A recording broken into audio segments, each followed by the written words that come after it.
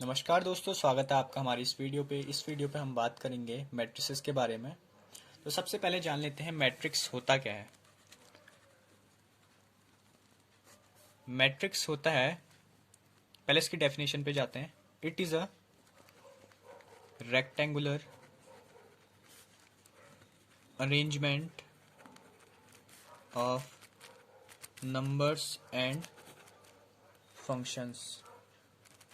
तो एक rectangular arrangement है, मतलब अगर हम किसी भी चीज़ को ऐसे रख देते हैं, जैसे कोई से नंबर्स या फंक्शन, जैसे अभी मैं नंबर ले रहा हूँ 1 2 3 4।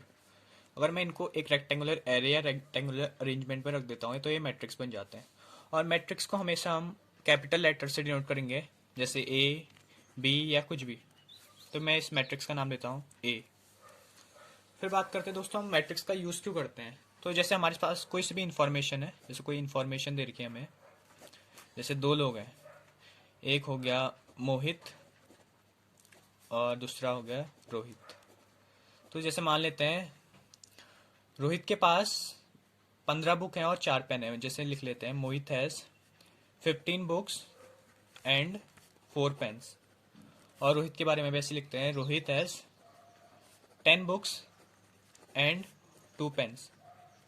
तो दोस्तों मैट्रिक्स का यूज़ हमें यहाँ पर करने पे मिलता है, जैसे हम इस इन्फॉर्मेशन को अगर टेबुलर फॉर्म में लिख लेते हैं, टेबल बना के लिख लेते हैं। जैसे यहाँ पर उनका नाम लिख लेते हैं नेम, यहाँ पर बुक्स और यहाँ पर पेन्स। नेम यहाँ पर मोहित और रोहित, और इसने बुक्स 15, इसने 10, इसने 4, इसने 2। तो उससे टेबल भी हम बना रहे थे तो कुछ बड़ा हो जा रहा है। तो हम मैट्रिक्स का जब यूज़ करते हैं, हम नॉर्मली इसको ऐसे लिख देते हैं 15 10 4 2।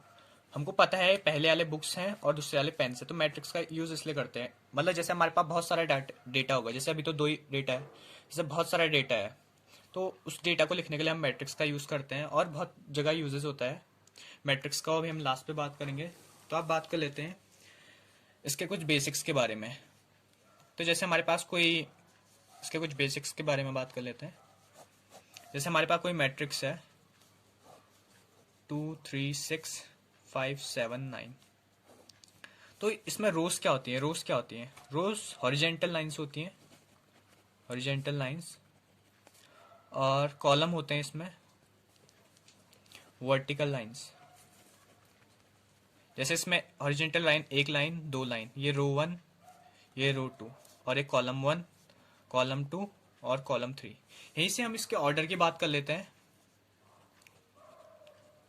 तो ऑर्डर को हम ऐसे लिखते हैं, जैसे हमारे पास कोई भी मैट्रिक्स है हम उसे ऐसे करके लिखते हैं AIJ, और जो बाहर से लिखा होता है M×N, ये इसका ऑर्डर होता है। यहाँ आपको M होता है नंबर ऑफ रोज और N होता है नंबर ऑफ कॉलम्स। जैसे हमारे पास कोई भी मैट्रिक्स है, एक एग्जांपल ले लेते हैं 1 2 3 4 5 6। इस पे नंबर ऑफ रोज कितनी है, 1 2, 2 नंबर ऑफ रोज, कॉलम कितने हैं 1 2 3, 3 कॉलम। तो इसको क्या लिखेंगे, आगे पहले नंबर ऑफ रोज फिर लिखेंगे नंबर ऑफ कॉलम्स क्रॉस पे, और इसको पढ़ते हैं 2/3 मैट्रिक्स। तो इसका ऑर्डर क्या हो जाएगा 2/3 मैट्रिक्स। तो हम ऑर्डर का एक और एग्जांपल ले लेते हैं। जैसे एक मैट्रिक्स दी हमको 1 2 3 4, बस एक मैट्रिक्स दी है, बोलेंगे इसका ऑर्डर क्या है। तो ऑर्डर के लिए हमको पहले आपको नंबर ऑफ रोज लिखना है क्रॉस नंबर ऑफ कॉलम्स। तो नंबर ऑफ रोज देख लेते हैं, एक रो 1, ये रो 2, ये कॉलम 1, ये कॉलम 2, ये कॉलम 1, ये कॉलम 2। तो यहाँ को क्या लिखेंगे, रो 1 रो 2, 2 रो होगी तो 2, 2 रो 2 कॉलम, तो 2×2, मतलब इसको क्या पढ़ेंगे 2/2 की मैट्रिक्स है। इसका ऑर्डर क्या है 2/2 का। इसके बाद पढ़ लेते हैं एलिमेंट्स किसको बोलते हैं। जैसे भाई हमारे पास कोई मैट्रिक्स है 1 2 3 4, ये ले लेते हैं। इसके अंदर जो भी नंबर्स हैं इनको हम एलिमेंट्स बोलते हैं। तो इसके अंदर टोटल एलिमेंट्स कितने होते हैं, जितना इसका ऑर्डर है, और उसको हम मल्टीप्लाई कर देते हैं। जैसे इसमें इसका ऑर्डर है 2/2, तो इसके एलिमेंट हो जाएंगे 2 2 जा 4। जैसे एक और मैट्रिक्स ले लेते हैं 1 2 3 4 5 6। इसका ऑर्डर रो 1 रो 2, 2 रो हैं तो 2, 3 कॉलम है तो 2/3 की मैट्रिक्स है। और इसमें एलिमेंट्स कितने होंगे टोटल पूछे जाएंगे तो 2 3 जा 6 एलिमेंट्स हो जाएंगे। इसके बाद करते हैं naming of elements, name of elements या naming of elements, name of elements.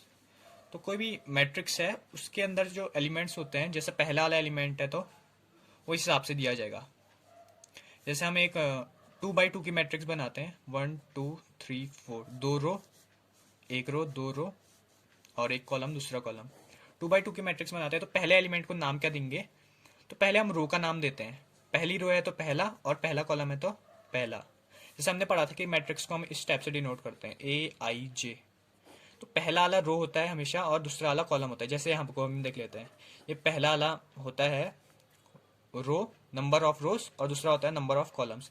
ऐसे आपको होता है कौन सी रो है, तो पहली पहली रो थी और पहला कॉलम था ये देखो रो 1, ये रो 2, ये कॉलम 1, ये कॉलम 2। तो पहले वाले को क्या बोलेंगे?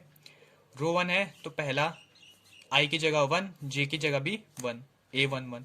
पहली रो है तो 1, दूसरा कॉलम है तो 8, A2 हो जाएगा। और दूसरी रो तो A2 और कॉलम पहला तो A21। यहाँ आपको क्या हो जाएगा? दूसरी रो और दूसरा कॉलम A22।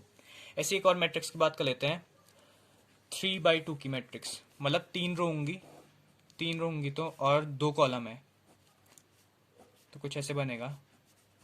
इसमें रो 1, रो 2, रो 3, कॉलम 1, कॉलम 2, 3x2 की मैट्रिक्स। तो पहला वाला क्या होगा? रो पहली है तो पहला, सब में पहले A लिख लेते हैं।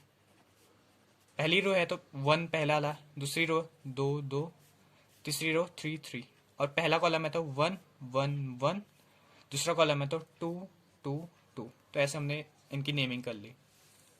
इसके बाद पढ़ते हैं टाइप्स ऑफ मैट्रिसेस की। Types of matrices. तो पहला होता है row matrix. Row matrix row matrix matrix होती है जिसमें ओनली रो ही रो होती है, हैव ओनली वन रो। मतलब उसमें एक ही रो होती है। जैसे कोई भी ले लेते हैं, कॉलम कितने भी हो सकते हैं जैसे, पर रो एक ही होगी। जैसे 1 2, एक मैट्रिक्स होगी।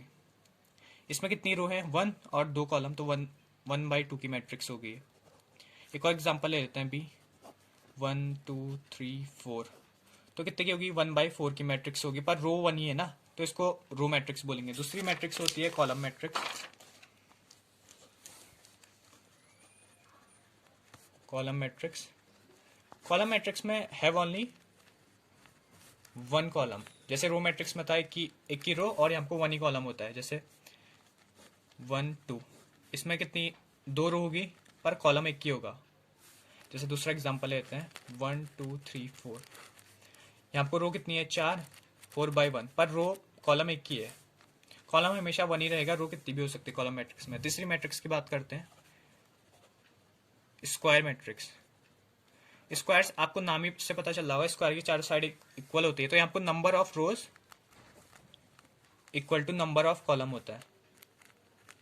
मतलब जितने रो होंगे उतने कॉलम होंगे। जैसे मैं रो 2 ले लेता हूँ तो 2 ही कॉलम भी होंगे। जैसे 1 2 3 4, यहाँ आपको कोई नंबर 1 2 3 4, यहाँ आपको 2 रो हैं 2 कॉलम है, तो 2/2 की matrix.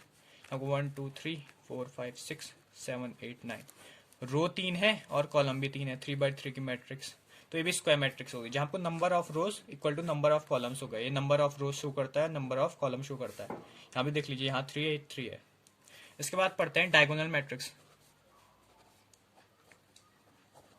Diagonal matrix diagonal matrix ऐसी मैट्रिक्स होती है जिसके जो डायगोनल एलिमेंट होता है, डायगोनल एलिमेंट आपको पता होने चाहिए। जैसे कोई भी चीज़ है, रेक्टेंगल या स्क्वायर, उसका जो डायगोनल होता है ये होता है, एक ये, दूसरा डायगोनल। तो जो ये डायगोनल है, फर्स्ट डायगोनल है, इसके अलावा जो भी एलिमेंट्स होंगे सारे जीरो होंगे। जैसे आपको मैं कुछ भी ले सकता हूँ, 1 2 3 ले लेता हूँ, इसके अलावा जितने भी एलिमेंट्स होंगे सारे जीरो होंगे, तो इसको हम डायगोनल मैट्रिक्स बोल देते हैं। ये 3/3 की होगी। एक और ले लेते हैं, जैसे हमको 4 5 6 लेते हैं और सारे जीरो होंगे, तो इसको हम डायगोनल मैट्रिक्स बोल देंगे। डायगोनल मैट्रिक्स एक स्क्वायर मैट्रिक्स ही होती है। जैसे हमेशा स्क्वायर मैट्रिक्स ही होगी, हमको 3/3 की होगी या 2/2 की होगी। और इसके बाद पढ़ लेते हैं scalar matrix. Scalar matrix scalar matrix में क्या होगा? जो डायगोनल एलिमेंट है वो सेम होंगे और सारे जितने हैं वो जीरो हो जाएंगे। जैसे आपको 1 सेम होंगे, जैसे 1 1 1 ले लेते हैं तो यहाँ आपको सारे जीरो होंगे। जैसे एक और ले लेते हैं, आपको 2 2 2 ले रहा हूँ तो, और सारे जीरो होंगे। मतलब जो डायगोनल एलिमेंट है वो सेम होने चाहिए। ये सेम है ना, 2 2 2, और यहाँ भी सेम है। तो स्केलर मैट्रिक्स ही होगी। इसके बाद पढ़ते हैं यूनिट मैट्रिक्स या आइडेंटिटी मैट्रिक्स। यूनिट मैट्रिक्स या आइडेंटिटी मैट्रिक्स बोलते हैं इसे। इसमें क्या होता है, जो डायगोनल एलिमेंट होते हैं वो 1 होते हैं और सारे एलिमेंट जितने होते हैं वो सारे 0 होते हैं, जैसे 1 1 1 और सारे 0। तो इसे आइडेंटिटी मैट्रिक्स बोलते हैं। जैसे 2x2 की ले लेता हूँ तो 1 1 और ये 0 0, ये 2x2 की। ये डायगोनल एलिमेंट 1 होंगे और सारे एलिमेंट 0 होंगे। तो ये यूनिट मैट्रिक्स हो गया, आइडेंटिटी मैट्रिक्स कुछ भी बोल सकते हैं आप। इसके बाद पढ़ लेते हैं 7 number zero matrix. Zero matrix को हम नल मैट्रिक्स भी बोलते हैं। नल मैट्रिक्स या एक और नाम है इसका वॉइड मैट्रिक्स। इसके एलिमेंट्स जितने होंगे सारे 0 होंगे, 0 0 0 0 ऐसे होंगे, या तो 0 0 0 0 0 0 0 0 0।